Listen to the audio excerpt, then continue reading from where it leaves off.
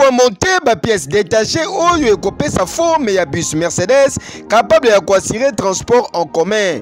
Il a fallu causer la 3 décennies pour na komona lisusu usine ya assemblage ya mituka na République démocratique du Congo pour na ko inaugurer une nouvelle unité ya production oyo des artisans ya bonne gouvernance pe ya assainissement continu ya milliers des affaires, les garants de la nation, le chef de l'État ya République démocratique du Congo, son excellence Félix Antoine Tshisekedi Tshilombo, les bétons de la nation Mukwantombolo d'Afrique, à Salaki déplacement dans 12e rue dans la commune de Limité et Sikawapi à Yambamaki avec un pacte pays idéologie.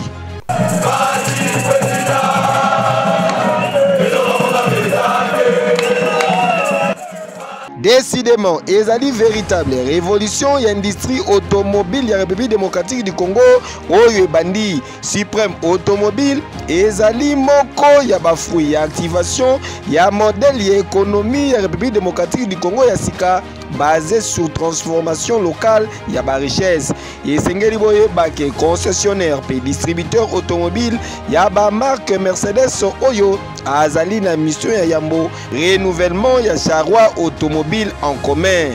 Après coupure ya ribbon symbolique, président de la République, son excellence Félix Antoine Tshisekedi Tshilombo a salaki visite guidée et sika wapi azwaki ba information nyonso sur fonctionnement ya chaîne de montage ya bangin oyo. Babiso oyo ezali ko avoisiné 230 chevaux avec garantie moko ya 12 mois. Pour na ko expérimenter confort na yango Mukwantombolo d'Afrique Fachi Beton a betaki tour et longo na délégation na Mobimba kitoko yo wapi.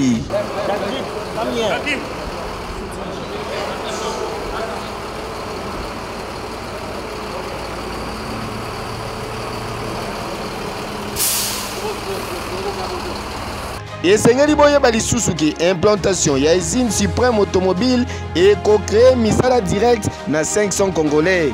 Ah oui, Fachi Beton esengelaki ozala kaka pona komona lisusu makambo ya boye na mboka babisu oyo ba congolais bazali kobenga Mercedes de père et de mère. Keyo. Oui.